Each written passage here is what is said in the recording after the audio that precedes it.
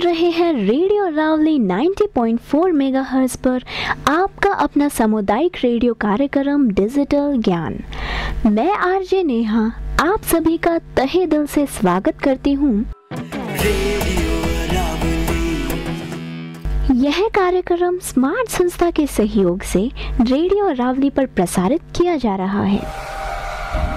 जैसा कि आप जानते हैं, इंटरनेट के बढ़ते उपयोग के कारण डिजिटल दुनिया के साथ हमारा जुड़ाव दिन प्रतिदिन बढ़ रहा है, जिसके कारण इसके कई सकारात्मक और नकारात्मक परिणाम भी हमारे सामने आए, जैसे कि ऑनलाइन धोखाधड़ी, ट्रोलिंग, प्राइवेसी का उल्लंघन आदि।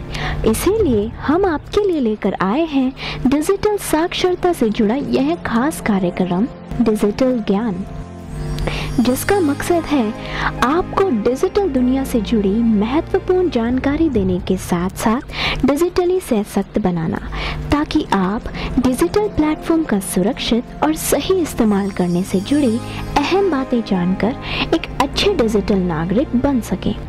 इसीलिए हम आज के कार्यक्रम में सबसे पहले जानेंगे कि पॉजिटिव ऑनलाइन व्यवहार क्या है और हम इसे कैसे अपना सकते हैं।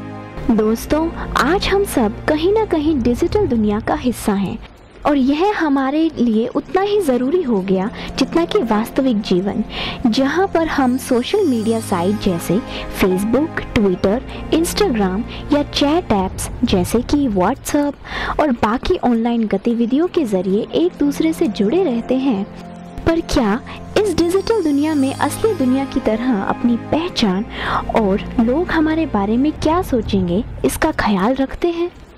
शायद नहीं, क्योंकि जब हम ऑनलाइन एंगेजमेंट कर रहे होते हैं तो हमारे सामने कोई नहीं होता और हम ये भूल जाते हैं कि स्क्रीन के दूसरी तरफ भी एक इंसान है जो हमारे द्वारा साझा की गई हर जानकारी को देख रहा है।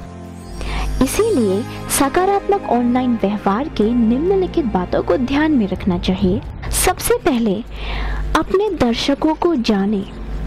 आप स्वयं या आपस के लोगों से जुड़ी जो भी जानकारी सोशल साइट और अन्य माध्यमों से साझा कर रहे हैं, वो सूचना किन किन लोगों तक पहुंच रही है, इसके बारे में आपको पता होना चाहिए। साथ ही आप जो भी कंटेंट साझा कर रहे हैं, ध्यान रखें कि वो किसी भावनाओं को आहत ना करे, जैसे कि धर्म या LGBT समुदाय को लेकर टिप्पणी करना। अगर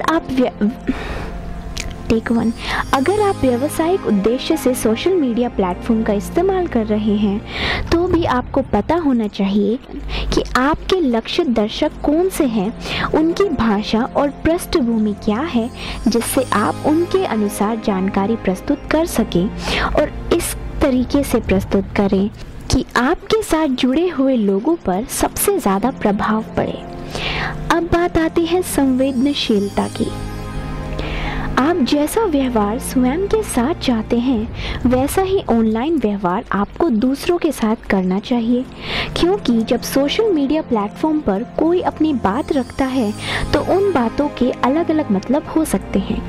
ऐसे में स्वयं को दूसरों की जगह रखकर उसके नज़रिए से सोचना चाहिए। डिजिटल नागरिक को सकारात्मक व्यवहार के लिए सतर्क रहकर ऑनलाइन प्लेटफॉर्म पर दिखने वाली जानकारी के प्रति संवेदनशीलता अपनानी चाहिए। अब बात आती है लोगों से जुड़ना और महत्व देना। ऑनलाइन प्लेटफॉर्म पर आप जितने भी लोगों से जुड़े हैं, उन्हें समझने का प्रयास करना चाहिए। सभी लोगों को अहमियत देनी चाहिए, चाहे वो आपसे अलग दृष्टिकोण रखते हों। किसी को किसी और से कम आंकना या उसके साथ ऑनलाइन भेदभाव का व्यवहार करना अनुचित है। उनके विचार पर कोई नकारात्मक टिप्पणी करने की बजाय उनका सम्मान करना चाहिए। असल जिंदगी की तरह ऑनलाइन भी भिन्न भिन्न दृष्टिकोण रखने वाले लोग होते हैं। कोई किसी दूसरे धर्म से हो सकता है या दूसरे देश से, या हो सकता है दूसरी भाषा बोलते हों। ये विभिन्नता दुनिया की विविधता को दर्शाती है। कोई आपसे किसी भी तरीके से अलग है तो उस अंतर को स्वीकार कीजिए और उस अंतर का सम्मान कीजिए। किसी का उपहास करना या किसी की विभिन्नता की वजह से उनका अपमान करना एक अच्छे डिजिटल नागरिक की पहचान नहीं है। अब बात आती है अपनी निजी आचार संहिता का पालन करें। हम सब अपने जीवन में दूसरों के प्रति जिस तरीके से व्यवहार करते हैं वह हमारे निजी आचार संहिता को दर्शाता है। हमारे आचरण से ही हमारी प्रतिष्ठा बनती है। जिस तरीके का आचरण हम अपनी असल ज़िंदगी में लोगों के साथ करते हैं वही आचरण हमें ऑनलाइन भी लोगों के साथ रखना चाहिए। सकारात्मक ऑनलाइन व्यवहार एक अच्छे डिजिटल नागरिक की पहचान है।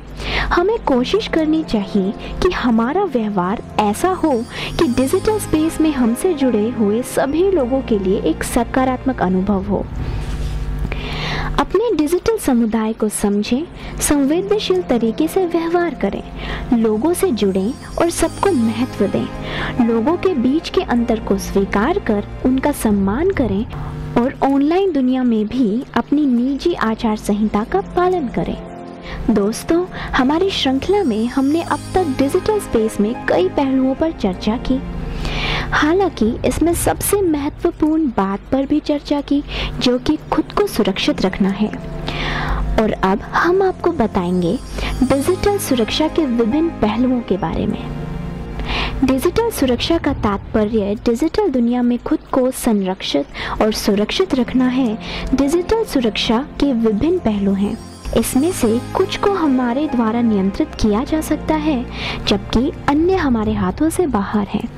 आइए हम उन कुछ बुनियादी उपायों पर एक नज़र डालें जो हम अपने आप को डिजिटल रूप से सुरक्षित रखने के लिए ले सकते हैं। सबसे पहले हम बात करते हैं अपनी डिजिटल पहचान को सुरक्षित रखने पर। जैसे पहचान की चोरी असली दुनिया में होती है, वैसे ही डिजिटल पहचान की चोरी एक बहुत सामान्य घटना है। जहां कोई दूसरा व्यक्ति आपके होने का दिखावा करता है, वह भी बिना आपकी जानकारी या अनुमति के। वे सोशल नेटवर्किंग वेबसाइट या किसी अन्य डिजिटल प्लेटफॉर्म पर आपके नाम और तस्वीर का उपयोग करके ऐसा कर सकते हैं। यह बेहद हानिकारक हो सकता है क्योंकि अन्य लोग सोच सकते हैं कि नकली प्रोफाइल आपकी है और उस प्रोफाइल से पोस्ट की गई या साझा की गई हर चीज़ आपके द्वारा की जा रही है। यह आपकी प्रतिष्ठा और विश्वसनीयता पर गंभीर सेंध लगा सकता है। ऐसा होने से बचने के लिए अपने डिजिटल प्रोफाइल पर अधिकांश जानकारी केवल उन्हीं तक सीमित रखें जो आपके मित्र हैं। सार्वजनिक रूप से अपनी फ़ोटो या अन्य जानकारी साझा न करें। यदि आप पहचान की चोरी या आइडेंटिटी थेफ्ट का शिकार हो गए हैं तो आप फर्जी अकाउंट या प्रोफाइल की रिपोर्ट कर सकते हैं और सभी को बता सकते हैं कि अकाउंट आपके द्वारा संचालित नहीं किया जा रहा। जिस व्यक्ति ने आपकी पहचान चुराई है उसके खिलाफ आप कानूनी शिकायत भी दर्ज करा सकते हैं। अब बात आती है वित्तीय धोखाधड़ी। बहुत से लोग इंटरनेट पर वित्तीय धोखाधड़ी के शिकार होते हैं। ऐसे कई तरीके हैं जिनके माध्यम से आप ऑनलाइन पैसा खो सकते हैं।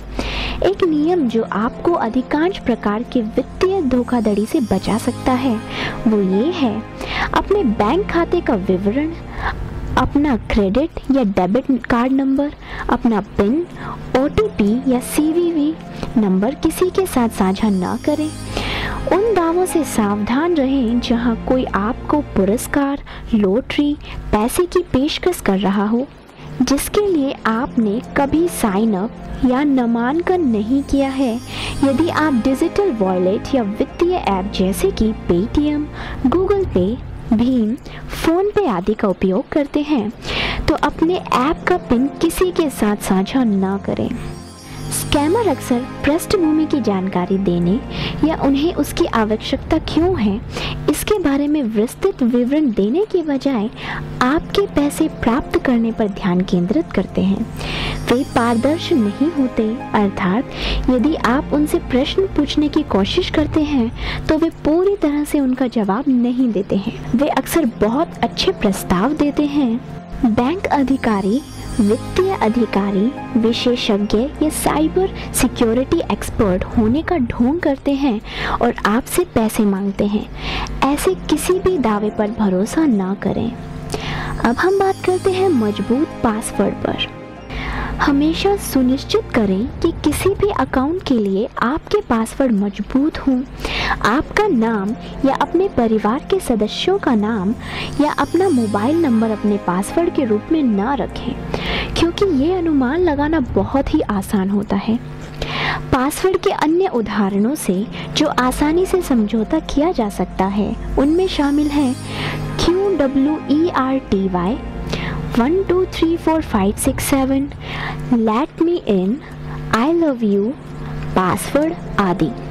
एक मजबूत पासवर्ड बनाने के लिए यह सुनिश्चित करें कि यह बहुत छोटा नहीं है और इसमें अपर केस और लोअर केस अक्षरों का संयोजन है, साथ ही संख्याएं और विशेष वर्ण भी हैं।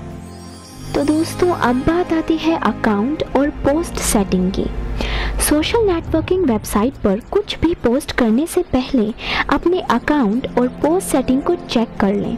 सभी सोशल मीडिया प्लेटफॉर्म आपको अपने अकाउंट और पोस्ट को सार्वजनिक या निजी रखने की विकल्प देते हैं। फेसबुक जैसी साइटों पर अपनी सेटिंग की समीक्षा करें कि आपकी प्रोफाइल की कौन सी जानकारी सार्वजनिक रूप से उपलब्ध है और क्या इससे आपको कोई नुकसान हो सकता है। अब हम बात करते हैं लॉग आउट करना। हम कार्यालय के कंप्यूटर और हमारे द्वारा अक्सर उपयोग किए जाने वाले उपकरणों पर अपने अकाउंट को लॉगिन करने की प्रवृत्ति होती है।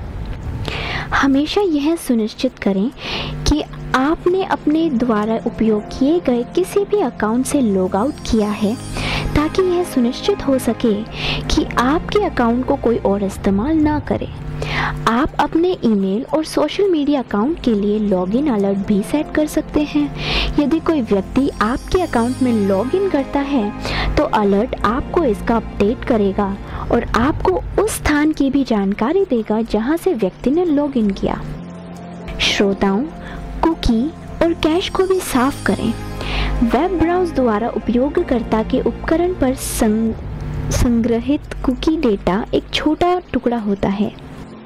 अब बात आती है कुकी और कैश साफ करने पर। वेब ब्राउज़र द्वारा उपयोगकर्ता के उपकरण पर संग्रहित कुकी डेटा का एक छोटा टुकड़ा है। इससे वेबसाइट उपयोगकर्ता की ब्राउजिंग गतिविधि को रिकॉर्ड और ट्रैक कर सकती है। हालांकि अधिकांश वेबसाइटें वेबसाइट के अनुभव को अधिक उपयोगकर्ता अनुकूल और अनुकूलित बनाने के लिए इसका उपयोग करती हैं, पर यह उन्हें आपके बारे में जानकारी रखने में भी सक्षम बनाता है। इसीलिए समय समय पर अपने कंप्यूटर से कुकीज़ और कैश को साफ करें। दोस्तों, अब हम बात करते हैं साइबर बुलिंग की पहचान पर। साइबर बुलिंग का मतलब डिजिटल स्पेस में किसी को धमकाना या दबाना है। एक साइबर बुली आसानी से नाराज हो जाता है, आमतौर पर शब्दों और कार्यों के साथ हिंसक होता है, अक्सर दूसरों को परेशान करता है और गाली देता है। अगर कोई आपको साइबर बुली कर रहा है तो उस व्यक्ति की तुरंत रिपोर्ट करें और उन्हें ब्लॉक करें। अब हम बात करते हैं ट्रोल की रिपोर्ट करें। एक ट्रोल एक ऐसा व्यक्ति है जो दूसरों को उकसाने वाली टिप्पणियों और संदेशों को पोस्ट करके जानबूझकर इंटरनेट पर लोगों को परेशान करता है। एक ट्रोल आमतौर पर नकारात्मक टिप्पणियों, प्रतियों को पोस्ट करता है और बड़ी मात्रा में संदेश को चिपकाता है और कभी भी बातचीत को सौहार्दपूर्ण तरीके से समाप्त करने की कोशिश नहीं करता।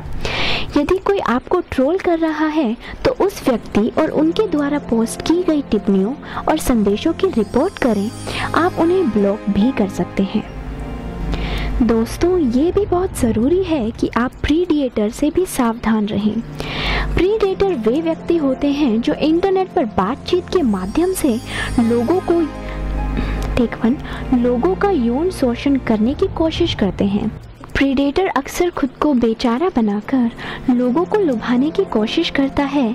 वे आपके विश्वास की ज़रूरत का बहाना करके आपका विश्वास हासिल करने की कोशिश करते हैं और वे आपको उन लोगों से अलग कर देते हैं जिन पर आप भरोसा करते हैं।